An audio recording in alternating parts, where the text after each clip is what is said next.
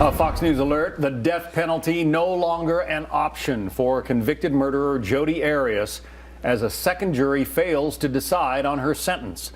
The judge must now decide whether to sentence Arias to life in prison for killing her ex-boyfriend or life in prison with the possibility of parole. Anna Yum is a former prosecutor. Esther Panich is a criminal defense attorney. Esther, I guess you got to hand it to the defense in this one. They played their cards as well as they could, given what they had to work with. Yes, this is a complete success for the defense. They had, my recollection, because I covered this when the first trial happened, was that they offered to plead her to life if the state took the death penalty off the table, and the state refused. And now has spent millions of dollars in a futile attempt to impose the death penalty on Jodi Arias. So for them, for Jodi, it's a win. Of course, for the victims' families, it's a total loss. They wanted the death penalty. You could hear them.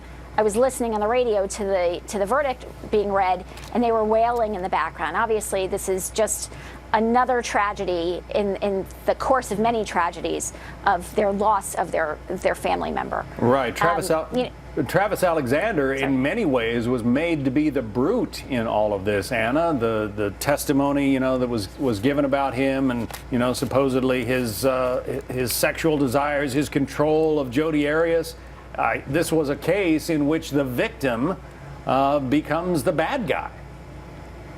That's right. It's a classic example of the defense making a case of the victim being, like you said, the bad guy in the situation. And this does not surprise me at all, John. I mean, women generally just don't get death. And statistically speaking, less than 2% of the inmates on death row are comprised of women. So the prosecutor had an uphill battle from the beginning because, first of all, he did not have an opportunity to cross-examine Jodi Arias during the second time.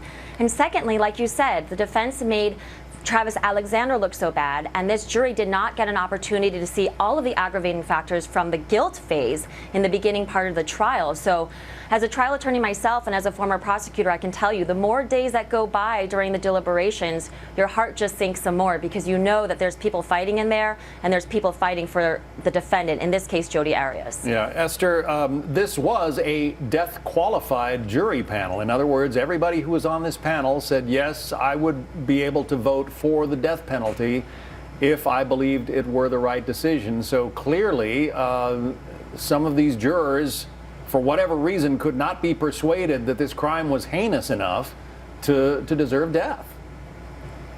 And one of the things that jurors need to evaluate is this crime the worst of the worst? Is this person, the defendant, the worst criminal amongst the worst criminals?